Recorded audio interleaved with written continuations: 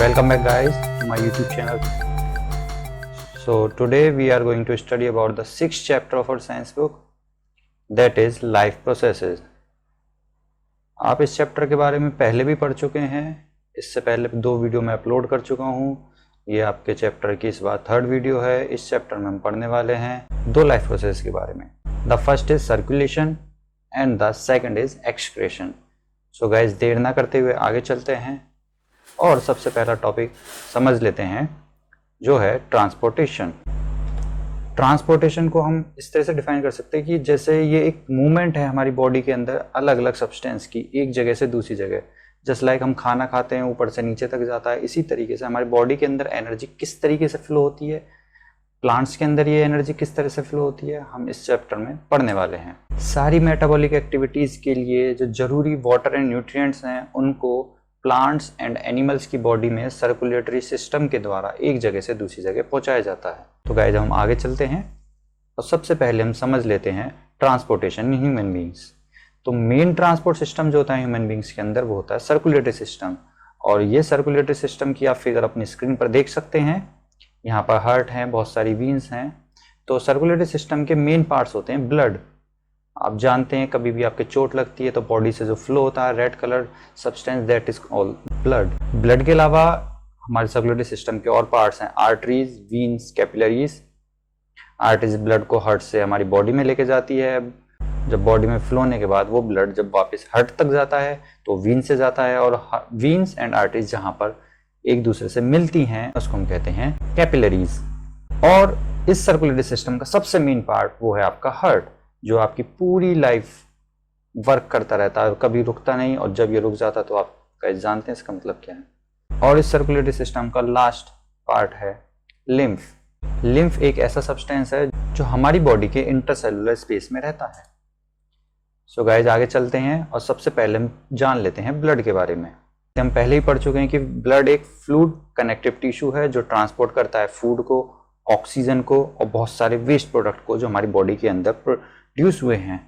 और इस ब्लड के अंदर कई सारे पार्ट्स हैं जिसमें आते हैं आपके plasma, red blood cells, white blood cells and platelets. Blood में जो प्लाज्मा होता है ये प्लाज्मा ट्रांसपोर्ट करता है फूड को, वाटर को, कार्बन डाइऑक्साइड को और नाइट्रोजनस वेस्ट को जो हमारी बॉडी के अंदर तैयार हो चुकी है। आप स्क्रीन पर देख सकते हैं ये येलो कलर का सब्सटेंस आपके ब्लड को बनाता है। इसी येलो फ्लूइड के अंदर आपकी आरबीसी, डब्ल्यूबीसी एंड प्लेटलेट्स ये तीनों चीजें फ्लो होती हैं। RBC means red blood corpuscles, जिसको हम कहते हैं ल्यूकोसाइट्स। ये ट्रांसपोर्ट करती है ऑक्सीजन को, बिकॉज आरबीसीज के अंदर हीमोग्लोबिन होता है। हीमोग्लोबिन हेल्प करता है ऑक्सीजन को कैरी करने में बॉडी के एक पार्ट से दूसरे पार्ट तक। नेक्स्ट है आपका व्हाइट ब्लड कॉर्पसल्स, जिसको कहते हैं हम एरिथ्रोसाइट्स। इसका काम है हमारी बॉडी में आने वाले हार्मफुल माइक्रोब्स को मारना और हमारी बॉडीज को प्रोटेक्ट करना। मीन्स टू से ये हमारी बॉडी का इम्यून सिस्टम तैयार करती है, डिफेंस सिस्टम तैयार करती है, जिससे हम आने वाली किसी भी डिसीज से लड़ सकते हैं। नेक्स्ट है आपका प्लेटलेट्स, जिसका काम होता है ब्लड की क्लॉटिंग करना। मींस ब्लड का थक्का जमाना, कि जब भी हमें कोई इंजरी हो तो बॉडी से लीकेज होने लगती है, उस लीकेज को प्लग इन करने के लिए प्लेटलेट्स हेल्प करते हैं। आप अपनी स्किन पर प्लेटलेट्स की पिक्चर देख सकते हैं। इनमें डिफरेंस करने के लिए अपनी स्किन पर एक पिक्चर देखना जो है तो ब्लैक एंड व्हाइट, क्योंकि ये माइक्रोस्कोप से ली गई है इसलिए इसमें कलर इतने क्लियर नहीं है। तो मैं आपको बता देता हूँ, ये आपकी आरबीसी है, ये है आपका डब्ल्यूबीसी एंड ये है आपका प्लेटलेट्स। आरबीसी का काम है बॉडी को ऑक्सीजन पहुंचाना, डब्ल्यूबीसी का काम है बॉडी में आने वाले जर्म्स के अगेंस्ट फाइट करना, एंड प्लेटलेट्स का काम है जब भी हमारी बॉडी से लीकेज होगी तो उसकी क्लॉटिंग करना। सो गाइस हम आगे चलते हैं और सर्कुलेटरी सिस्टम के दूसरे पार्ट यानी ब्लड वेसल्स के बारे में जान लेते हैं। ये एक्चुअल में ट्यूब्स होती हैं, वेसल्स होती हैं जो ट्रांसपोर्ट करती हैं ब्लड को एक जगह से दूसरी जगह पर। मीन्स हार्ट से पूरी बॉडी में एंड बॉडी से फिर वापस हार्ट में। तो ये सारा काम किया जाता है ब्लड वेसल्स के द्वारा। आप अपनी स्क्रीन पर देख रहे हैं हमारी 2 तरह की ब्लड वेसल्स होती हैं, आर्टरीज एंड वीन्स। आर्टरीज का वर्क है हार्ट से प्योर ब्लड को पूरी बॉडी के अंदर फ्लो करना, और साथ के साथ जो आर्टरीज होती हैं ये बहुत पतली होती हैं, लेकिन जो इनकी वॉल्स होती हैं वो बहुत ज़्यादा थिक होती हैं। और इसके साथ आर्टरीज के अंदर कोई वाल्व्स भी नहीं होते, यानी कि ये कंटिन्यूसली फ्लो करते रहते हैं। नेक्स्ट है आपकी वीन्स, और वीन्स का काम है इम्प्योर ब्लड को पूरी बॉडी से लेकर हार्ट तक लेके जाना। साथ के साथ हमारी वीन्स मोटी भी होती हैं लेकिन इनकी वॉल्स बहुत पतली होती हैं और इसमें वॉल्स भी होते हैं ताकि ब्लड पीछे की तरफ फ्लो ना हो। इसके अलावा जहां पर भी हमारी आर्टरीज और वीन्स मिलती हैं तो बहुत नैरो ब्लड वेसल से वो आपस में मिलती हैं। तो ये जो नैरो ब्लड वेसल जो आर्टरीज और वीन्स को एक साथ जोड़ रही हैं, इन्हीं नैरो ब्लड वेसल्स को हम कहते हैं कैपिलरीज। सो गाइस, हम आगे चलते हैं और अब जान लेते हैं हार्ट के बारे में। तो ये मस्कुलर ऑर्गन है जिसका वर्क है केवल और केवल पंप करना ब्लड को पूरी बॉडी में, ताकि हमारे हार्ट से ब्लड फ्लो के पूरी बॉडी में जाए और बॉडी के बाद फिर वो वापस हार्ट तक आ जाए। आप अपनी स्क्रीन पर देख रहे हैं कि ये हार्ट की पिक्चर है। आई होप आप इसको पहले से जानते होंगे। तो इसमें ये आपकी पल्मोनरी मीन्स ये वो वेसल्स हैं जो लंग्स से ऑक्सीजन रिच ब्लड को हार्ट तक लेके आती हैं। नेक्स्ट है आपकी पल्मोनरी आर्टरीज मीन्स जो आपके हार्ट से डीऑक्सीनेटेड ब्लड को लंग्स तक लेके जाती हैं ताकि वहां पर कार्बन डाइऑक्साइड लंग्स में रिलीज कर दी जाए और वापस से ऑक्सीजन भर के उसको पल्मोनरी वीन्स की हेल्प से हार्ट तक लाया जा सके। ये आपकी वीना कावा जो पूरी बॉडी से ब्लड फ्लो होने के बाद दोबारा हार्ट पर लेके आती है। और ये है आपकी आर्टा, इसका वर्क है हमारी पूरी बॉडी के अंदर ब्लड को फ्लो करना। हार्ट से ब्लड पूरी बॉडी के अंदर फ्लो जो होता है वो आर्टा की हेल्प से होता है। अब इसको थोड़ा खोल लेते हैं और इसको डिटेल में देखने की कोशिश करते हैं। अपनी स्क्रीन पर देख रहे हैं कि किस तरीके से ब्लड हार्ट के अंदर आता है और फ्लो होता रहता है और हार्ट उस ब्लड को किस तरीके से पंप करता है। ये आपका वीना कावा है जिसके थ्रू पूरी बॉडी का ब्लड हमारे हार्ट पर आता है। दिस इज आर्टा जिसके थ्रू हमारे हार्ट से ब्लड पूरी बॉडी में जाता है। ये आपकी पल्मोनरी आर्टरीज हैं जिसका वर्क है डीऑक्सीजनेटेड ब्लड को हार्ट से लंग्स पर ले जाना ताकि वहां पर कार्बन डाइऑक्साइड निकाली जा सके और ऑक्सीजन ब्लड के अंदर दोबारा से फिलअप की जा सके।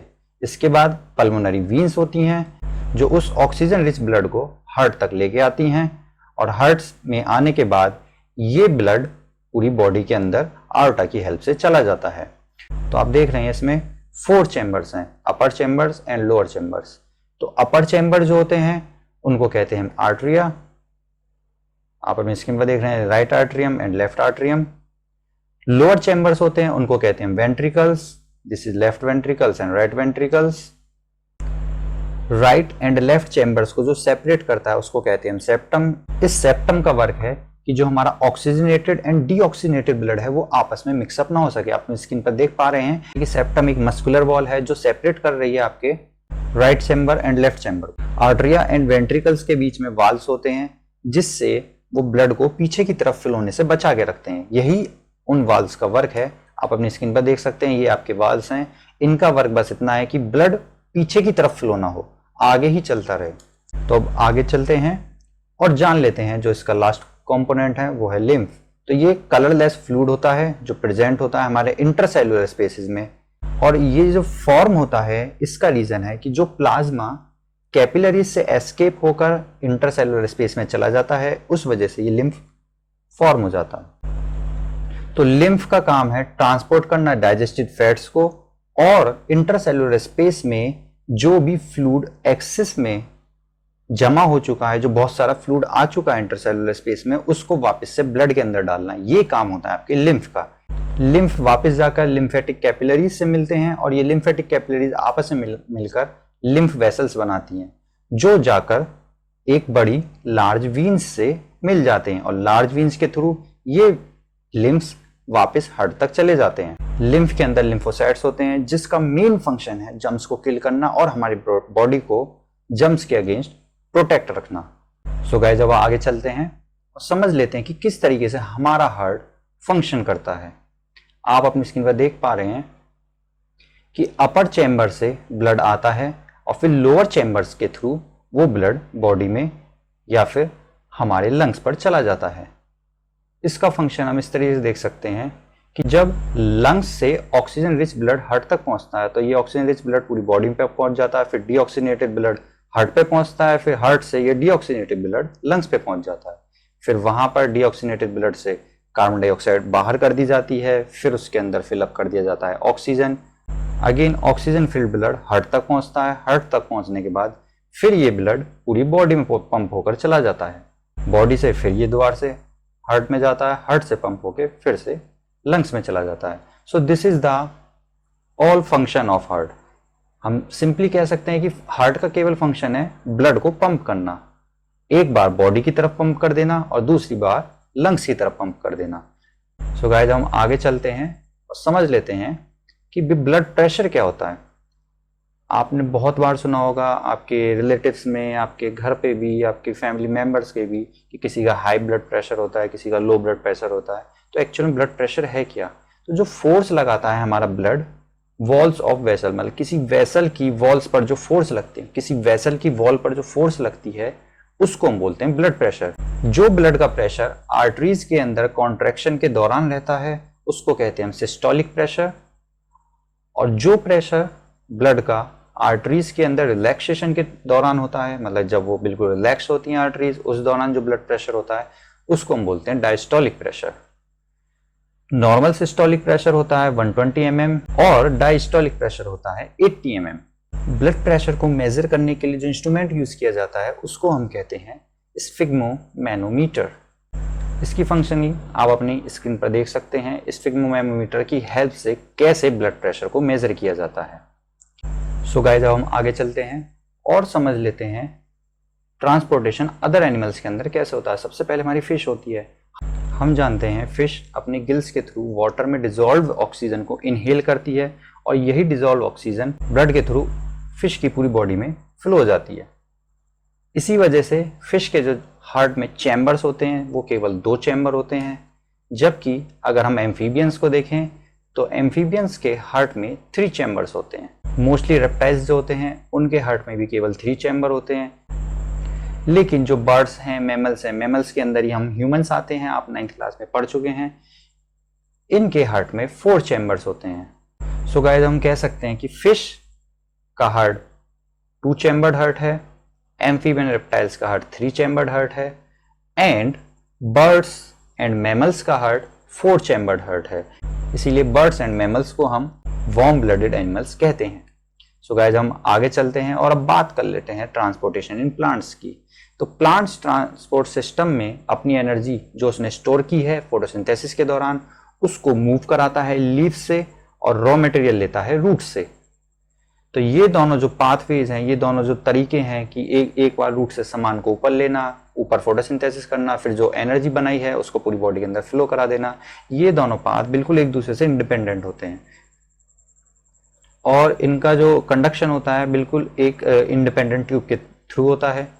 आप अपनी स्क्रीन पर देख सकते हैं कि यहाँ पर एक प्लांट की पिक्चर है। तो इन 2 कंडक्टिव ट्यूब में से जो पहली है वो है जाइलम, जिसका मेन फंक्शन है वाटर और मिनरल्स जो सॉइल से ऑब्टेन हुए हैं उनको लीव्स तक पहुंचाना, ताकि उनको यूज करके प्लांट्स अपना फूड प्रिपेयर कर सकें। और इसमें जो सेकंड ट्यूब है वो आपकी फ्लोएम, जिसका काम होता है ट्रांसपोर्ट करना फोटोसिंथेसिस के प्रोडक्ट को लीफ से पूरी बॉडी के अंदर, ताकि उस प्रोडक्ट का यूज करके प्लांट्स अपनी अदर मेटाबॉलिक एक्टिविटीज को कंप्लीट कर सके, अपनी अदर लाइफ प्रोसेस को कंप्लीट कर सके। सो गाइस, हम आगे चलते हैं और अब डिटेल में पढ़ लेते हैं कि वाटर एंड मिनरल्स का ट्रांसपोर्ट कैसे होता है। तो जाइलम ही ऐसी वेसल है जो ट्रांसपोर्ट करती है वाटर एंड मिनरल्स को रूट से प्लांट के हर एक पार्ट जहां पर भी फोटोसिंथेसिस की प्रोसेस की जा सकती है। तो जाइलम टिश्यू के अंदर जाइलम वेसल्स होती हैं और ट्रेचेड्स हो सकते हैं। आप अपनी स्क्रीन पर देख पा रहे हैं जिसमें जाइलम वेसल्स एंड ट्रेचेड को शो कर रखा है। वाटर और मिनरल्स जो रूट के अंदर एंटर करते हैं वो डिफ्यूजन की वजह से एंटर करते हैं। आप अपनी स्क्रीन पर देख पा रहे हैं कि किस तरीके से नीचे से वाटर और मिनरल ऊपर की तरफ जाते हैं। अब आप सोच रहे होंगे कि ये वाटर मिनरल इतनी हाइट तक कैसे चढ़ जाते हैं, इतने ऊंचे ऊंचे प्लांट्स होते हैं तो इतनी हाइट तक चढ़ कैसे जाते हैं। तो इसका रीजन सिंपल सा है कि ट्रांसपिरेशन एक ऐसी प्रोसेस है जो सक्शन फोर्स लगाती है, जिसकी वजह से वाटर और मिनरल्स का अपवर्ड मूवमेंट होता है। ट्रांसपिरेशन की प्रोसेस में excess amount of water leaf से एग्जिट हो जाता है और इस वजह से एक सक्शन पुल तैयार होता है। सक्शन पुल की वजह से वाटर मिनरल्स रूट से ऊपर की तरफ आ जाते हैं। आगे चलते हैं और अब बात कर लेते हैं transport of food and other substances की। फोटोसिंथेसिस का जो भी प्रोडक्ट तैयार हुआ है उसके ट्रांसपोर्ट करने को हम कहते हैं ट्रांसलोकेशन और ये प्रोसेस जिस वस्कुलर टिश्यू के अंदर होती है उसका नाम है फ्लोएम। तो फ्लोएम के अंदर सीव ट्यूब्स और कंपेनियन सेल्स होती हैं। आप अपनी स्क्रीन पर देख पा रहे हैं, यहाँ पर एक फ्लोएम फाइबर की पिक्चर है जिसमें सीव ट्यूब्स और कंपेनियन सेल्स को शो कर रखा है। फ्लोएम के अंदर सुक्रोज जैसे मटेरियल्स को ट्रांसपोर्ट किया जाता है एटीपी के मॉलिक्यूल्स को एनर्जी की फॉर्म में यूज करके। आप जानते हैं एटीपी का मतलब होता है हमारा एक एनर्जी का एक छोटा सा करेंसी के तौर पे, एक छोटी सी यूनिट जो बॉडी एक करेंसी के तौर पे यूज करती है, ये एक एनर्जी करेंसी होती है। क्योंकि जाइलम के अंदर वाटर फ्लो होता है और ऑस्मोटिक प्रेशर की वजह से ये वाटर एंटर कर जाता है फ्लोएम के अंदर, और फिर इस वाटर की हेल्प से फूड पूरी बॉडी के अंदर ट्रांसपोर्ट हो जाता है और इस तरीके से प्लांट को अपना फूड मिल जाता है। सो गाइस, जब हम आगे चलते हैं इसको थोड़ा डिटेल में समझ लेते हैं कि ट्रांसपोर्ट इन प्लांट्स कैसे वर्क करता है। जो राइट साइड में सर्कुलर पिक्चर है इसमें शो कर रखा है कि किस तरीके से जाइलम फाइबर और फ्लोएम फाइबर एक दूसरे से मिले रहते हैं। तो ये जो पूरा सेट है जिसमें जाइलम फाइबर और फ्लोएम फाइबर एक साथ जुड़े हुए हैं, इसको हम बोलते हैं वस्कुलर बंडल। और लेफ्ट साइड में पिक्चर है, इसमें आपको शो हो रहा है किस तरीके से जाइलम के थ्रू नीचे से वाटर ऊपर की तरफ जाता है और ऊपर फोटोसिंथेसिस के बाद फ्लोएम के थ्रू सब्सटेंस नीचे आ जाता है। So guys, I hope this is clear to you कि कैसे प्लांट्स अपना फूड प्रिपेयर करते हैं। नीचे से वाटर और मिनरल्स जाइलम्स की हेल्प से ऊपर जाते हैं, वहां पर लीव्स में फोटोसिंथेसिस की प्रोसेस होती है। फोटोसिंथेसिस का जो प्रोडक्ट तैयार होता है उसके बाद वो फूड फ्लोएम की हेल्प से नीचे पूरी बॉडी में फैल जाता है। अब आगे चलते हैं।